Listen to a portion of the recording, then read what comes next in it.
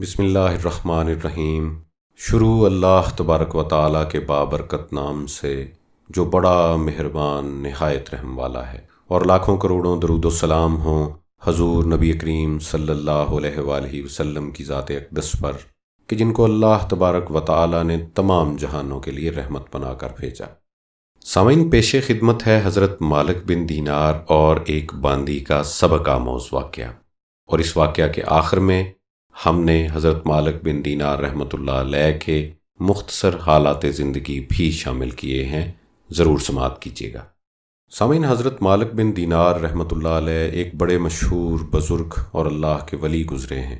ایک مرتبہ بصرہ کی گلیوں میں جا رہے تھے کہ راستے میں ایک باندی ایسے جاہو جلال، حشم و خدم کے ساتھ جا رہی تھی جیسا کہ بادشاہوں کی باندیاں ہوا کرتی ہیں۔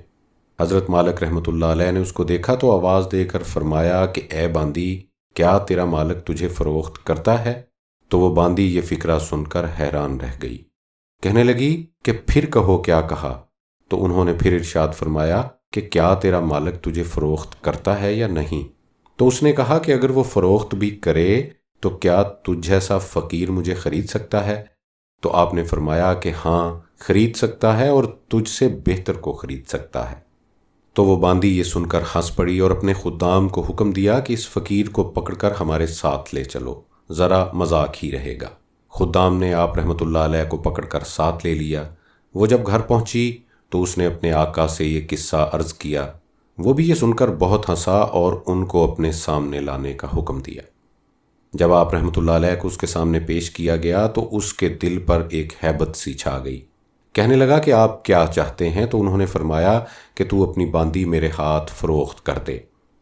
تو باندی کے آقا نے کہا کہ آپ اس کی کیا قیمت دے سکتے ہیں؟ تو حضرت مالک بن دینار رحمۃ اللہ علیہ نے فرمایا کہ میرے نزدیک اس کی قیمت کھجور کی 2 بیجی ہوئی گٹھلیاں ہیں۔ یہ سن کر سب ہنسنے لگے۔ اس نے پوچھا کہ تم نے یہ قیمت کس مناسبت سے تجویز کی ہے؟ تو آپ نے فرمایا کہ اس میں عیب بہت ہیں۔ اس نے پوچھا کہ اس میں کیا کیا عیب ہیں؟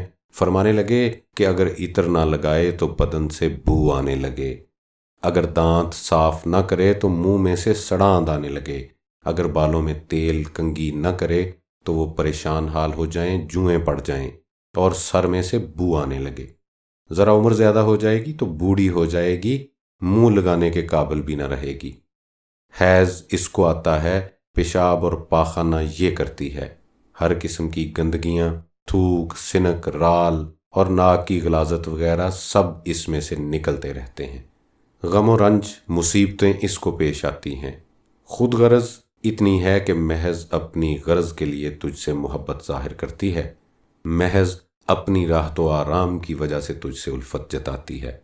آج کوئی تکلیف اگر تجھ کو پہنچ جائے تو ساری محبت ختم ہو جائے گی، انتہائی بے وفا کوئی قول و قرار پورا نہ کرے، اس کی ساری محبت جھوٹی ہے، کل کو تیرے بعد کسی دوسرے کے پہلو میں بیٹھے گی تو اس سے بھی ایسی ہی محبت کے دعوے کرنے لگے گی۔ ہاں، میرے پاس اس سے 1000 درجہ بہتر باندی موجود ہے جو اس سے نہایت کم قیمت ہے، وہ کافور کے جوہر سے بنی ہوئی ہے، مشک اور زعفران کی ملاوٹ سے پیدا کی گئی ہے، اس پر موتی اور نور لپیٹا گیا ہے، اگر کھارے پانی میں اس کا آب دہن ڈال دیا جائے تو وہ میٹھا ہو جائے، وہ مردے سے اگر بات کرے تو مردہ زندہ ہو جائے، اگر اس کی کلائی آفتاب کے سامنے کر دی جائے تو آفتاب بے نور ہو جائے، گہن ہو جائے، اگر وہ اندھیرے میں آ جائے تو سارا گھر روشن ہو جائے، چمک جائے، اگر وہ دنیا میں اپنی زیب و زینت کے ساتھ آ جائے تو سارا جہان معطر ہو جائے، چمک جائے۔ اس باندی نے مشک و زعفران کے باغوں میں پرورش پائی ہے، یاقوت اور مرجان کی ٹہنیوں میں کھیلی ہے، ہر طرح کی نعمتوں کے خیموں میں اس کا محل سرائے ہے، تسنیم جو جنت کی نہروں میں سے ایک نہر ہے اس کا پانی پیتی ہے، کبھی وعدہ خلافی نہیں کرتی، اپنی محبت کو نہیں بدلتی، ہرجائی نہیں ہے۔ اب تم ہی بتاؤ کہ قیمت خرچ کرنے کے اعتبار سے کون سی باندی زیادہ موزوں ہے؟ سب نے کہا کہ وہی باندی جس کی آپ نے خبر دی۔ تو آپ رحمۃ اللہ علیہ نے فرمایا کہ اس باندی کی قیمت ہر وقت، ہر زمانے میں ہر شخص کے پاس موجود ہے، تو لوگوں نے پوچھا کہ اس کی قیمت کیا ہے؟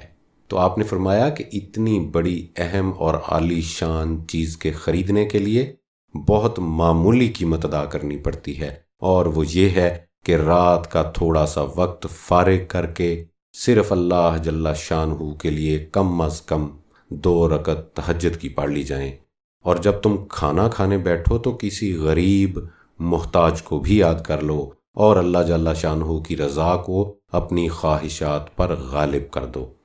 راستے میں سے کوئی تکلیف دینے والی چیز، کانٹا، اینٹ وغیرہ پڑی دیکھو، اس کو ہٹا دو۔ دنیا کی زندگی کو معمولی اخراجات کے ساتھ پورا کر دو، اور اپنا فکر و غم اس دھوکے کے گھر سے ہٹا کر ہمیشہ رہنے والے گھر کی طرف لگا دو۔ ان چیزوں پر اہتمام کرنے سے تم دنیا میں عزت کی زندگی گزارو گے، آخرت میں بے فکر اور اعزاز و اکرام کے ساتھ پہنچو گے، اور جنت جو نعمتوں کا گھر ہے اس میں اللہ جل شانہ کے پڑوس میں ہمیشہ ہمیشہ رہو گے۔ اس باندی کے آقا نے باندی سے خطاب کر کے پوچھا کہ تو نے شیخ کی باتیں سن لیں، یہ سچ ہیں یا نہیں؟ تو باندی نے کہا کہ بالکل سچ ہیں، شیخ نے بڑی نصیحت اور خیر خواہی اور بھلائی کی بات بتائی ہے۔ آقا نے کہا اچھا تو اب آزاد ہے، اور اتنا اتنا سامان تیری نظر ہے، اور اپنے سب غلاموں سے کہا کہ تم سب آزاد ہو، اور میرے مال میں سے اتنا اتنا مال تمہاری نظر ہے، اور میرا یہ گھر اور جو کچھ مال اس میں ہے سب اللہ تبارک و تعالیٰ کی راہ میں صدقہ ہے۔ اور گھر کے دروازے پر ایک موٹے سے کپڑے کا پردہ پڑا ہوا تھا، اس کو اتار کر اس نے اپنے بدن پر لپیٹ لیا، اور اپنا سارا فاخرانہ لباس اتار کر صدقہ کر دیا۔ اس باندی نے کہا کہ میرے آقا، تمہارے بعد میرے لیے بھی یہ سب زندگی اب خوشگوار نہیں، اور اس نے بھی ایک موٹا سا کپڑا پہن کر اپنا سارا زیب و زینت کا لباس اتار پھینکا، اور اپنا سارا مال و متاع صدقہ کر کے آقا کے ساتھ ہی ہو لی۔ مالک بن دینار رحمۃ اللہ علیہ ان کو دعائیں دیتے ہوئے ان سے رخصت ہو گئے، اور وہ دونوں سارے عیش و عشرت کو طلاق دے کر اللہ تبارک و تعالیٰ کی عبادت میں ایسے مشغول ہوئے کہ اسی حالت میں ان کا انتقال ہوا۔ سامعین، آپ اہل تصوف کے عظیم مشائخ میں شمار ہوتے ہیں، اور مشاہیر طریقت کے نزدیک عزت و احترام کے القابات سے یاد کیے جاتے ہیں۔ آپ کا شمار وقت کے اکابر تابعین میں ہوتا تھا۔ ابو یحییٰ آپ کی کنیت تھی۔ حضرت عبداللہ بن عباس رضی اللہ تعالی عنہما کے زمانے میں پیدا ہوئے، اور حضرت انس بن مالک رضی اللہ تعالیٰ عنہ کو بطور خاص سماعت کرنے کا موقع بھی ملا۔ حضرت علی بن المدینی نے آپ سے روایت کردہ حدیثوں کی تعداد کوئی 40 بتائی ہے۔ آپ دمشق میں سکونت پذیر تھے، اور حضرت معاویہ رضی اللہ تعالیٰ عنہ کی تیار کردہ مسجد میں اعتکاف کیا کرتے تھے۔ ایک مرتبہ خیال آیا کہ کوئی صورت ایسی پیدا ہو جائے کہ مجھ کو اس مسجد کا متولی بنا دیا جائے۔ چنانچہ آپ نے اعتکاف اور اتنی کثرت سے نمازیں ادا کیں کہ ہر شخص آپ کو ہمہ وقت نماز میں مشغول دیکھتا، لیکن کسی نے بھی آپ کی طرف توجہ نہیں کی۔ پھر 1 سال بعد جب آپ مسجد سے برآمد ہوئے تو ایک غیبی آواز آئی کہ اے مالک، تجھے اب توبہ کرنی چاہیے۔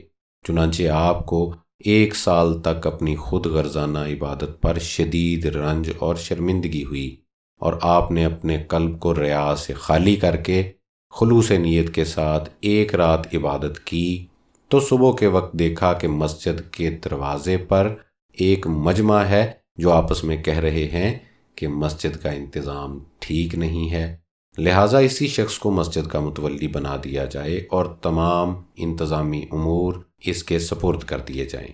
اس کے بعد متفق ہو کر پورا مجمع آپ کے پاس پہنچا اور عرض کیا کہ ہم باہمی متفقہ فیصلے سے آپ کو مسجد کا متولی بنانا چاہتے ہیں۔ آپ نے اللہ تبارک و تعالیٰ کی بارگاہ میں عرض کی کہ اے اللہ، میں 1 سال تک ریاکارانہ عبادت میں اس لیے مشغول رہا کہ مجھے مسجد کی تولیت حاصل ہو جائے، مگر ایسا نہ ہوا۔ اب جب کہ میں صدقے دل سے تیری عبادت میں مشغول ہوا تو یہ تمام لوگ مجھے متولی بنانے آ پہنچے اور میرے اوپر یہ بار ڈالنا چاہتے ہیں، لیکن میں تیری عظمت کی قسم کھاتا ہوں کہ میں اب تولیت قبول نہیں کروں گا، اور پھر سے عبادت میں مشغول ہو گئے۔ سامعین، کسی ملحد سے آپ کا مناظرہ ہو گیا اور دونوں اپنے آپ کو حق پر کہتے رہے، حتیٰ کہ لوگوں نے یہ فیصلہ کیا کہ دونوں کے ہاتھ آگ میں ڈلوا دیے جائیں، اور جس کا ہاتھ آگ سے محفوظ رہے اسی کو حق پر تصور کیا جائے۔ چنانچہ ایسا ہی کیا گیا اور دونوں میں سے کسی کے ہاتھ کو بھی نقصان نہیں پہنچا۔ لوگوں نے فیصلہ کر دیا کہ دونوں برحق ہیں، لیکن آپ نے دل تنگ ہو کر اللہ تبارک و تعالیٰ کی بارگاہ میں عرض کیا کہ 70 سال میں نے عبادت میں گزار دیے، مگر تو نے مجھے ایک ملحد کے برابر کر دیا۔ ایک غیبی آواز آئی کہ اے مالک، تمہارے ہاتھ کی برکت سے ہی ایک ملحد کا ہاتھ آگ سے بچ گیا، اور اگر وہ تنہا آگ میں ہاتھ ڈال دیتا تو یقیناً جھلس جاتا۔ سامعین، آپ کے سن وفات کے متعلق مورخین کی مختلف آراء ملتی ہیں۔ کچھ نے 123 ہجری تحریر کیا ہے، کچھ نے 127، 129، 130 اور کچھ نے 131 بھی تحریر کیا ہے۔ آج کا ساتھ بس یہیں تک۔ خوش رہیں۔ السلام علیکم ورحمۃ اللہ۔